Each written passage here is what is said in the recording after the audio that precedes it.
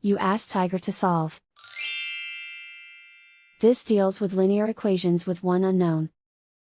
The final result is y equals 18/11. Let's solve it step by step. Swap sides. Isolate the y. Multiply both sides by 3. Group like terms. Multiply the coefficients. Simplify the fraction. Multiply the fractions. Simplify the arithmetic.